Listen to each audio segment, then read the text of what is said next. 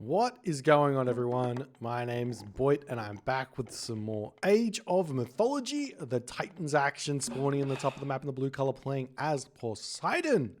His name is Matreiuss. His opponent today in the red color, playing as Thor. His name is Suppe. The map is Marsh. And we yet again get to see one of my more favorite matchups. I really am a fan of this one. I think that Thor versus Poseidon is definitely one of the more exciting matchups out there. Lots of craziness to be held. We do see the early Dwarven gold mine getting thrown down here by Suppe. I don't necessarily think that this is 100% a mistake in this matchup, nor do I think that it is 100% the thing you must do every single game. You should really be thinking, when you spawn in, to have a very quick look at what you have in your main base to decide whether or not you should hold on to this Dwarven gold mine. I'm going to explain why. In this situation, Suppe has got enough hunt here to eat in the all the way through until the classical age, mid classical age, like a couple of minutes into the classical age, because of these two water buffalo. So there's really no way for both him to put pressure onto his opponent and for his opponent to put pressure onto him in those early stages of the game. So a really, really fast advance time here for Suppe isn't going to matter that much. So in this exact situation, in this matchup, I think that you shouldn't really be worried about early hero harass from the Poseidon. You shouldn't really be thinking about being aggressive early against the Poseidon either. So I think that this specific map, no Dwarven gold mine, makes the most sense because of those reasons.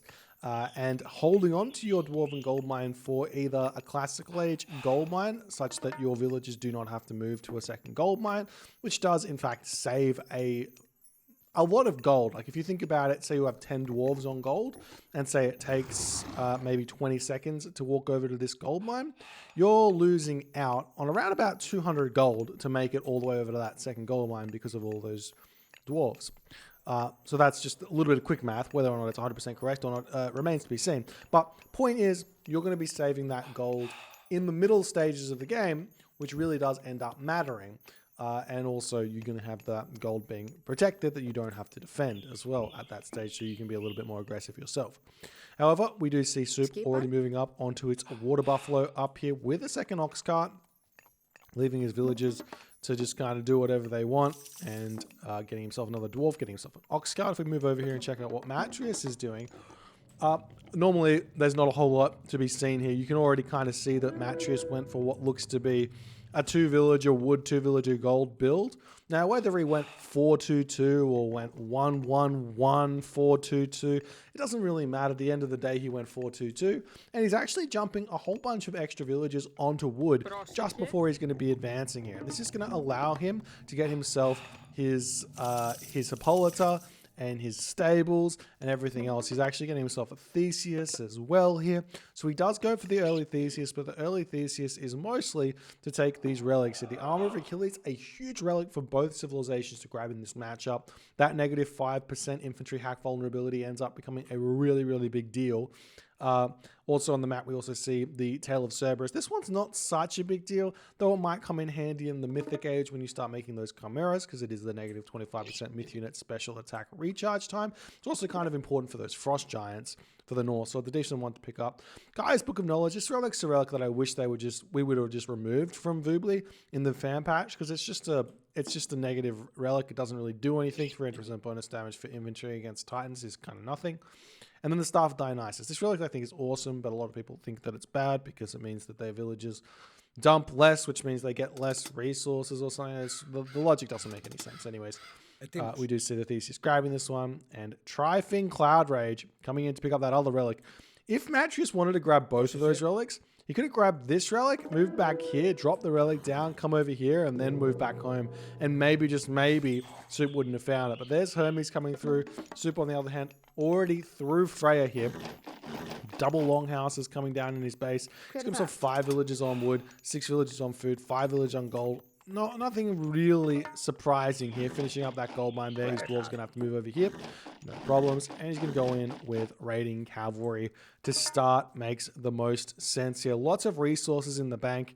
and he's going to be attempting to spend those as fast as he can. He's not building Herser anymore, so not spending the resources as fast as he possibly can, but he's going to be going very, very quick. Meanwhile, we actually see Matreiuss doing something very, very different here. He's actually going for the Hoplite that I once said was a must here in this match. We see the Hoplite popping out, but Hoplites are coming forward, and Matreiuss has only thrown down one military building here, just the military barracks, and he's going for a second town center. This is a very, very peculiar build order start here from Matreiuss. I wonder if it's going to work. We'll see if Soup's going to be noticing this. He's currently in the middle of the map with these units. He's checking out the back town center, sees nothing over there with the Valkyrie. He's not checking this town center at all as a raiding cavalry moving forward. In fact, at this point, Soup is actually housed with 99% on everything there. His Herser needs to build a house, and there he goes, chucking that one up, as we do see this Hoplite getting retreated back home here. As Matreiuss at 35 and 55 population, he sees some units returning up here. These Hoplites going after the raiding cavalry nicely here. Hoplites, pretty hard counter raiding cavalry. Infantry do beat cavalry, and this is why he's making these Hoplites at this point in the game. The villagers still not being spotted here by Soup, so he's really behind the 8-ball on whether or not he's going to be grabbing a second town center in this game. In fact, he gets himself medium raiders here. Now, if I was in Soup's position here and I see this town center pop up, I would think, all right, I'm going to retreat my villagers back, maybe eat these hippo here, then come back, eat these water buffalo, and just race for a heroic age, maybe even race for a mythic age behind it, and do that. But at the moment, we're still seeing Soup pumping out military units where maybe he doesn't need to. And this is a super nice find by Matreiuss. He finds the houses. He's going to clean those up. We do see that the center a little bit out of position here, but we see the Hoplites getting pulled back. The Hoplites super strong here against those raiding cavalry, which really don't do all too much. And Soup's going to start making himself some throwing axemen. So throwing axemen, obviously incredibly strong against those Hoplites. And the answer to throwing axemen is Toxotes. So I wouldn't be surprised to see Matreiuss already with an archery range, and he's also throwing up a stable here. Now, whether or not this stable is going to be for Hippocon remains to be seen. Now, whether or not you want to build Hippocon in the classical age as Poseidon in this very situation, not 100% sure. The Hippocon can't really chase down the raiding cavalry, but they do provide a nice meat shield for your Toxotes because they're nice and fat and can get in the way. So maybe that's the idea where that's concerned. And more archery ranges coming down now, as well as Matreiuss realizes that he's going to need those Toxotes to deal with the throwing axemen. So we'll see how things are going to go here as Soup's going to be grabbing his town center over here. The question is, will this be spotted or not? Matreiuss is incredibly close to it, and he does get that itch. He understands this could potentially be happening. He sees the town center going up. He moves his units in, and he has indeed denied this town center. Hippolyta and the centaur going after the throwing axemen here as a raiding cavalry looking for something to do. They're completely out of position. More units coming through for Matreiuss. 73 of 90 population to Soup's 70 of 80 population. But look at all of the resources in the bank here right now. Soup's got 700 resources not being used in this town center, plus he's got a ton of resources in the bank. He's going to be going for this fight, drops the forest fire down, but the army here of Matreiuss is incredibly strong. We'll see if he's going to be able to win this fight or not. It's Hoplites essentially against raiding cavalry. There's not really any throwing axemen left, so these Hoplites are going to town on the raiding cavalry, even though they are upgraded, as more units coming through for both players as this fight is continuing to ensue. Now Matreiuss coming in with some reinforcements over here. Population differential. Soup's at 50 population. Matreiuss is at 71 population, as Soup's really overcommitted to that fight. He had tons of resources unspent effectively here. Matreiuss is at 0 resources, so even if Soup is in front on the resource count by over 1,000, it doesn't matter because Matreiuss has managed to completely keep his resources down low, whereas Soup has not. Remember, he's only really got the 2 military buildings at this point, so in a very, very tough position here. As the town center gets denied, Matreiuss doesn't really need to kill this. He just needs to figure out where else he wants to go. And if we take a good look at what Matreiuss has spotted on the map, he's going to know that there's villagers right here, and he's going to know that there's villagers right here if he wants to know that, as he kills off these houses Finishing off those is going to hurt Soup just a little bit as he's still trying to build more units, looking for some raids over here with the raiding cavalry. But Matreiuss, too quick, too smart, too fast. Not going to be losing anything where that's concerned. Just dropping a raiding cavalry for Soup there as a longhouse or two are going to be coming up. And Matreiuss here, he does find the villages. There's 10 villages here, potentially all going down. Those Toxotes is going to do tons of damage here as well. Not getting the pathing block that he might have liked here, but picks off 3 villages and an ox cart. Absolutely huge there for Matreiuss. Not only that, picks off an Ulfsark or 2. As I say, Ulfsark, 3 villages and an ox cart as well as an Ulfsark here. So nice raid by Matreiuss, getting himself further and further ahead in this game here. As we still haven't seen that town center attempt to get thrown down by Soup. He's a little bit struggle town on the food, and he's actually sending his villagers back up to this location. Does Matreiuss spot that or not? It looks like he may have. I saw a little bit of red on the mini-map, but if he wasn't paying attention, he might not notice them returning up to that location there. As Matreiuss now going to be circling around. He's aware that he needs to get over to this spot. He's aware that he wants to stop that town center from getting built. Soup here, he's got lots of resources in the bank, but even with the 4 military buildings, he's still going to be a ways away from catching up to where Matreiuss is. At this point, we see a granary coming down on this position here. More military buildings getting put down for Matreiuss. He's going full out classical age at this point, applying pressure everywhere that he can. He's going to have to be very aware that there is a potential for a gold staff here. 11 minutes, 12 minutes-ish coming in is the time when that first gold mine does expire, roughly. If we take a look at Soup's base, he actually has just expired, then moving up to this other gold mine now. As the Hoplite turn around, going to be trying to take down these raiding cavalry as best as they can. Typically able to take down those villages on the hunt over here.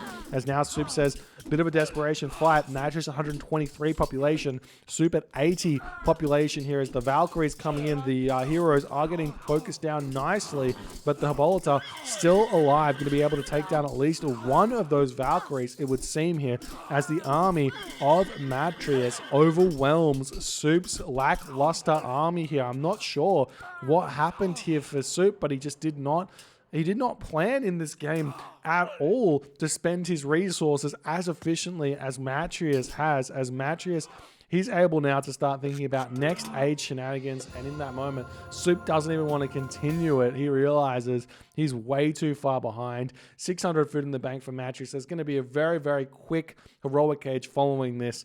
All Matreiuss has to do is cut production in his military buildings.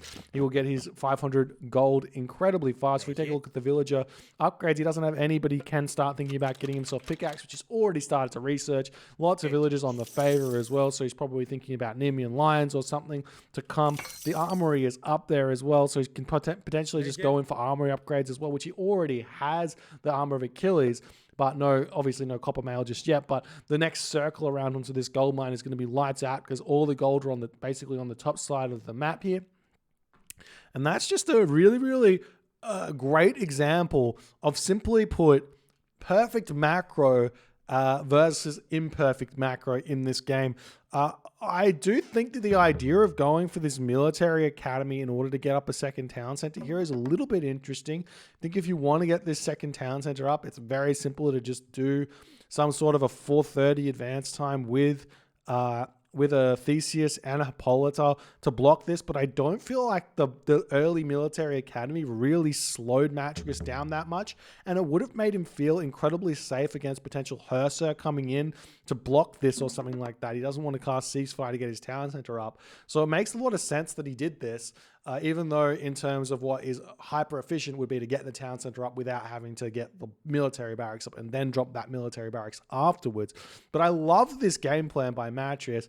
I do think that things might have been a little bit different had Soup, instead of thinking about this town center, either go full population, raid heavy, game plan into a super fast mythic age. I feel like that would have been a really, really good response to the second town center that Matreiuss dropped, rather than trying to get this town center up. And even then, if Soup had spent his resources half decently here, he probably would have been able to defend this town center and get it up and still have a good game behind that. So, I mean, a little bit unfortunate that he got caught out and he wasn't ready to be spending those resources, maybe being a little bit greedy there. But well played by Matreiuss nonetheless. If you guys enjoyed this game, please consider hitting the follow on the Twitch. If you're on the YouTubes, hit that subscribe button. I'll see you guys in the next game.